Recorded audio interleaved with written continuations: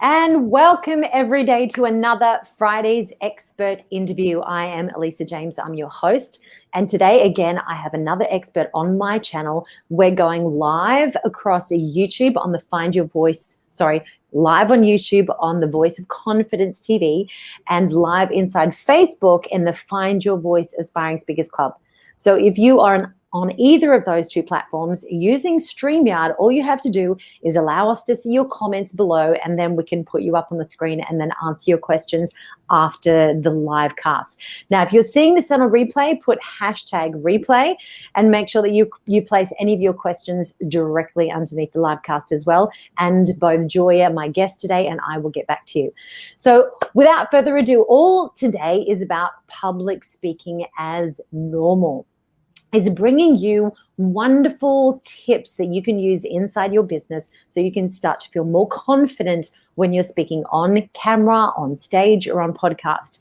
And today my guest is Joya Dass, and she has been a former business news anchor in New York City for many, many years, and then switched to coaching, leadership, and public speaking. She's also the founder of LadyDrinks, which is an executive platform, a leadership platform for lady executives.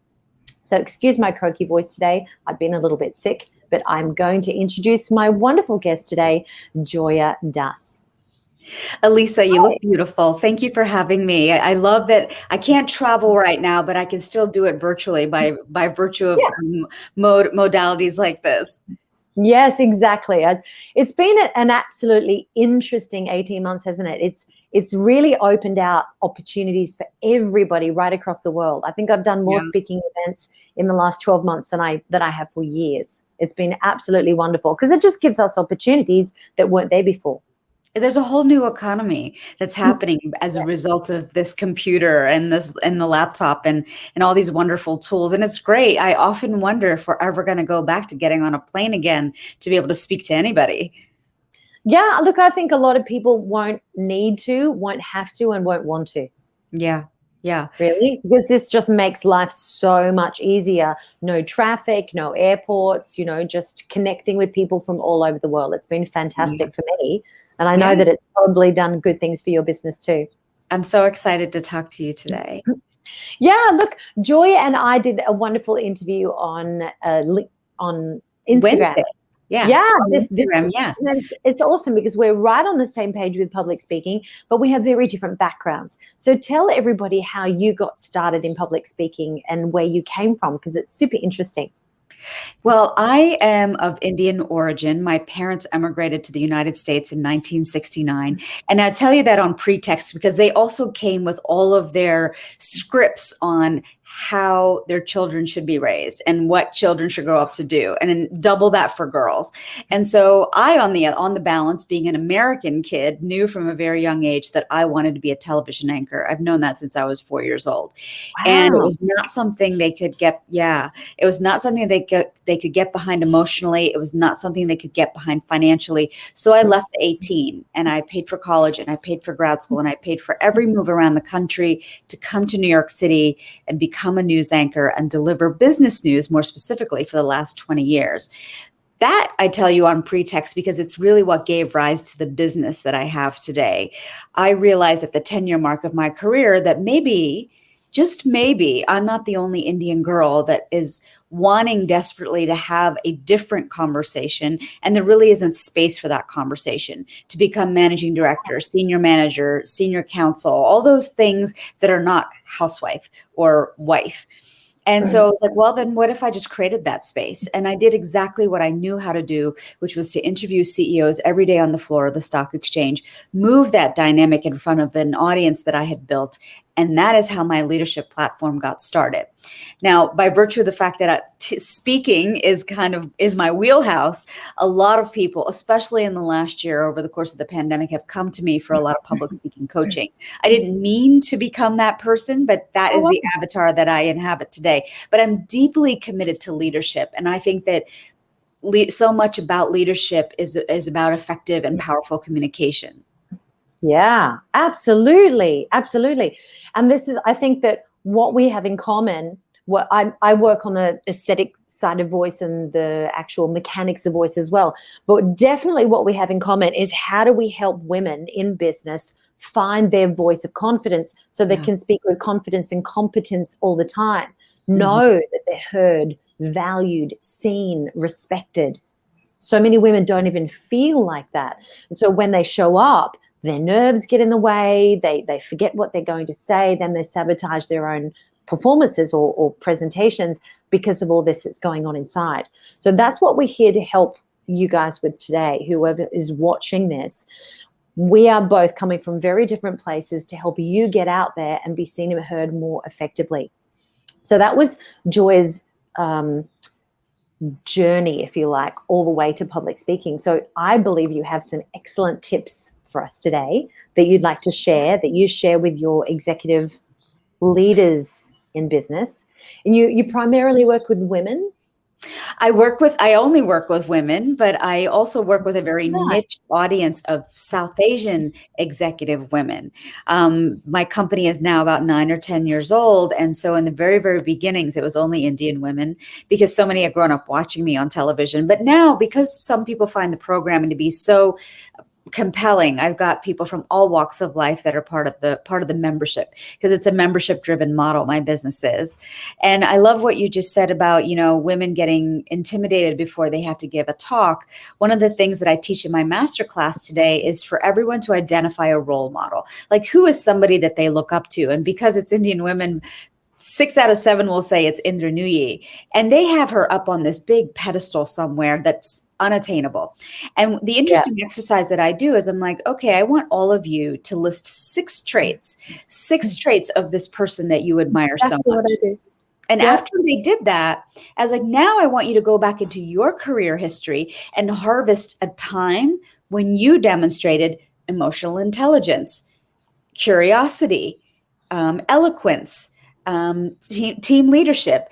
And ultimately, after doing 6 sessions of that, they realized that they had those skills too. And that was a boost of confidence for them. And they're like, hey, I may not be Indra Nooyi, but I have 6 of her traits. Absolutely. I do exactly the same exercise. And I have been for more than 10 years because it works. It's such an efficient way for people to really tap into those attributes within themselves. So we're absolutely on the same page. I love that. And it's such a powerful exercise. It really shifts people's perspective around what they're doing. So great. Let's jump into the tips. And when we get a nugget, I'll show it on the screen. So you guys will see this on the screen. And then underneath this video today, I will make sure that you get all of Joya's details so you can connect with her across all platforms. Elisa, thank you. So what I wanted to share today are some tips to boost your confidence before you give that big presentation. And of course, all of us are still, at least for a few more months, relegated to this modality. So consider that some of these tips are going to be good for this, and it's also good for when we go back into being in person. I'm a big believer in creating something called a brag book. And a brag book essentially is a notebook. It can be a scrapbook, but it's a list of all of your accomplishments, all of those wins, all those notes that someone maybe hand wrote you once saying that you were an inspiration or you were somebody that helped them when they were in a tough time. And I love to look at that and review that in 2 instances. 1, when I feel like I'm really down and life is just not going my way. And 2, before I have to give a big presentation, because so much of our energy shows up long before we even enter the room. And most people aren't aware of that. I don't even think I was aware of that until much, much later. But your energy is something that you really need to manage. And if you come in with big energy because you've just remembered all the wonderful things that you've done by virtue of this brag book, that is the energy with which you're going to show up for a presentation. And it's definitely going to knock any kind of fears that you have about doing a presentation out the door. That's fantastic. My second tip is to do something that you love. Like, think about something that you did as a child that gave you so much joy. For me, it was coloring, or maybe it was doing something athletic, but something that's in your wheelhouse that you do that gives you so much joy and love. Because again, you're going to come back with a feeling of such accomplishment. Even if you're about to present something that's basically like, nails on chalkboard, you're going to walk in with a different energy because of that sense of a win or that sense of accomplishment. And it's something that I really love, because so much of our fears are really entrenched up here. Yeah. Oh, yeah. Breath work, and you as a professional and trained singer and somebody who performs on stage know this better than anyone. But for me, I have a steady yoga practice. I have a steady yoga and meditation practice. And for me, I know the days that I turn to face the camera and I haven't done some of that work, and when I have done that work, because there's a sense of groundedness. There's a sense of, I've got this. And I'm pulling all that air from my diaphragm, not just from the shallow chest area, because I'm doing that when I'm doing yoga, or I'm doing that when I'm meditating. And so it becomes almost like a secondary muscle, So I think the breath work is really, really important and does wonders to just calm your nerves. I can't say enough about preparation, which is my next tip. Prepare, prepare, prepare. Find a buddy, find a mirror, find a wall, find some place where you can go to be able to practice your material. And that, by the way, when I first started as a business news anchor, was my weapon. I could prepare till the cows come home, because I knew in those 2 minutes that I was on the air, that's when all of it was going to culminate. I say practice with a buddy, because you want somebody who preferably is going to give you very honest feedback and is going to be kind of the audience that you might be performing in front of. And then a wall, I often say this because a wall is my worst nightmare. A wall doesn't react at all. But if you can give a talk to a wall with the same level of enthusiasm and excitement as you would to a live audience, you've already won. Yeah. That's a great, and you know what? A wall gives you really good feedback and resonance for your own voice, which is really fun too.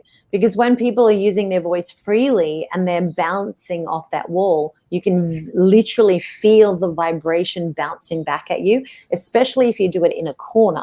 Yes. If you do it in the corner, you feel all that vibration coming straight back to you.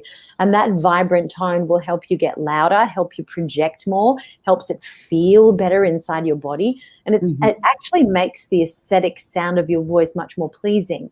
It doesn't make it throaty or tight, or it's very free and very resonant. So all of those are fantastic tips. Yeah, the tone and timbre of your voice will just change when you're pulling from your diaphragm versus anywhere else. Amy Cuddy made this next tip very popular, which is the power pose. Now, granted, you and I are probably both sitting down right now, but, shoulders back, I like to stand arms, with arms to my side and my legs akimbo when I'm speaking, especially in front of a group. I like to wear heels because I feel like they really kind of anchor me into the ground. But there is something physiological in that power pose. Absolutely. When you are, arms, shoulders back, and you're looking at your audience dead in the eye. There's nothing else that can channel more confidence more than anything like that. And you probably know that so well. Absolutely. Yeah. Even when I was giving singing lessons to teenagers years and years ago in the States, when I was living there, one of the very first things before any of this was popular, I used to make them stand like Peter Pan. I'm Peter Pan. I can crow. I can fly. Go, go, go, go, go. And you're just those silly little exercises, daring to play and have fun with it, makes the kids, and adults really come out of their shell. And I think that's a really good thing. So I love what Amy Cuddy's done and gone into this research. I use the power pose all the time too. It really does help, even when you're seated. Yes. Even when you're seated. And I know some of the other poses they say is like that. Yeah. Because I haven't tried that one before. Yeah, because when you're seated, apparently guys in executive positions open their legs, how we don't do that as girls, and put their arms behind, and that's a position of shows that people power, because when you face it, it's the opposite of protecting the family jewels. If your legs are open and your chest is open, it's like, bring it on. I can take anything that you've got thrown at me. Bring it on. It's a little bit of an aggressive stance, but I've seen guys do it a lot when they feel like combative and they're very visual communicators. They're not It reminds kinesthetic. me of Gordon Gekko from Wall Street. You remember Michael Douglas's character? That's what I'm channeling when I think about a guy's sitting back like that. Yeah, they think that they're the ants pantsome, but I don't use that one. I think it's very aggressive. But this is perfectly acceptable for anyone, really, for anyone who wants to build the feeling of confidence inside them. Yeah, it's a really great one. The other paradigm shift that I think is important to make, and I hear this from women all the time, which is, oh, but I don't want to make it all about me. Flip it to, this is a gift that you are giving your audience. What is it that you have up here that your audience could benefit from? How are you going to educate them? Yes, you may be using personal stories to illustrate some of those points, but it's still a gift that you're giving them. And by the way, your audience doesn't even know yet. So if you flub a sentence or two, no need to be nervous. It's still something new information. And the newer the information that you share with your audience, it actually elicits a chemical reaction in your audience's brain. You get a hit of dopamine, the newer and more interesting the information that can be. So think of what you're sharing as a gift. And that simple paradigm shift can really help to quell a lot of nerves. Arrive early. I mean, this is something that I have done for years as someone who's been in television and now doing speaking gigs live. It's so important for me to arrive early and just really imbue the energy in the room, understand where everything is.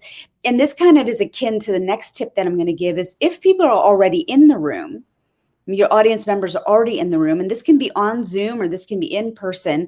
I like to go around and press the flesh. Hi, how are you doing? I'm your speaker today. I'm curious what brought you to this talk. What do you do for a living? Because this way now I've just silently gotten some allies in the room who I've already made conversation with. And now they are probably going to make better eye contact with me as I'm giving my presentation. And again, what are we trying to do here? We're boosting our confidence when we're giving a presentation. And I think that's a big piece of it. So that really is kind of all my tips. You can take any of them in a la carte, style and pick as many tips as you want. But I think that these are some of the ways that I have used historically to diffuse any nerves. Yeah, absolutely. I think they're all brilliant tips, and all of us can very, very easily put all of these into play. So let's just in case you're joining us late, we're going to reiterate some of these tips for you. Number one is keep a brag book. And I think that Wayne Dyer used to call that his victory journal, his victory log, which is exactly the same idea, guys. So when you're putting those positive points down of things that you have carried off well, it makes us feel good, and then it reinforces those positives into our brain, into our mind, instead of the negatives, which is super important. And doing something you love. Doing something you love is a really great example. And let's face it, if we know something really deeply and we have an expertise about it, we're usually passionate about that. Why not share that passion through the art of public speaking?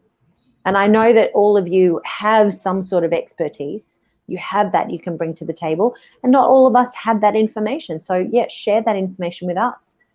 Number three is the breath work. Absolutely. If we're taking shallow breaths, we're not going to be able to breathe or think correctly, and you certainly won't have enough air to power your voice. So the respiration system, not only the diaphragm, but the back pressure, the support, the phonation practices that I teach, it's all super, super, super important. Breath work is where you have to start to ground your breath. Next one is preparation, and we all know how important that is. Number 5 is the power pose by Amy Cuddy, and it's been around since Peter Pan for hundreds and hundreds of years. I'm sure that other people have used it as well. And remembering to reframe the gift that you are giving, your information, your expertise that you're sharing is a gift, because they may not have heard that information, and it's up to you to share that and put that into seed that idea into the brains and the hearts of the listeners. Tip number 7 is making sure that you arrive early for your speaking presentation. And that's true for Zoom too, right? Mm-hmm. So it's hard for people to sort of turn up late and disheveled. But some people can deal with it, some people can't. But it's much better for your nerves if you get ready, you set everything up, you breathe, and you have a few minutes to just calm yourself down and get your thoughts together. That connection is really important to the breath. Yeah. And the connection to the audience. That's right. Now on Zoom, of course, we can't necessarily do that when we're on a live broadcast or something, but you are so right. You know, when I was singing on cruise ships years ago, as a lounge entertainer, when I was doing a big show on the main stage in front of thousands of people, everybody would come because they'd already had a connection with me around the ship, which made things so much easier, because now you're not singing to strangers, you're singing to people who know and love you already. Yes. Because they've connected with you, they've had breakfast with you, they've walked around the decks with you, they've seen you sing somewhere else, and then they come and follow you to a different thing. So that personal connection, let's face it, it's the hero's journey. Yes. People will only get connected with you when they care about you. So let's care about the audience, and then they'll have the audience care about us. And it's a two-way street, isn't it? It absolutely is. You know, I had a woman who was working on my hair, and she used to be on Oprah's private jet. And rather than ask the simple question that most people probably ask her, which is, you know, what was it like being with Oprah? I asked her, what makes Oprah outstanding? And she said, Oprah's energy enters the room long before she physically does. And I think that that's something that goes back to, you know, boosting your confidence, like just really making sure you're managing your energy, because that's going to show up long before you actually take the room. Even if you're not Oprah, you know what I mean? Like your energy is going to be contagious to the audience. I was telling somebody at dinner last night that I used to host this show on the side for first and second generation Indians living here in the United States. And they were like, Joya, that was like our first connection to you. And I said, you know what I loved about that show? It wasn't that I was the person that delivered the information. It's that I wrote the information, and I loved that material. And I loved that I had the privilege of delivering it. And that is what you saw on screen more than anything else. Yeah. The love and the passion and the connection. Yeah, absolutely. Absolutely. Well, it's been an absolute pleasure having you on the show today. Thank you so much for your time and for your beautiful energy.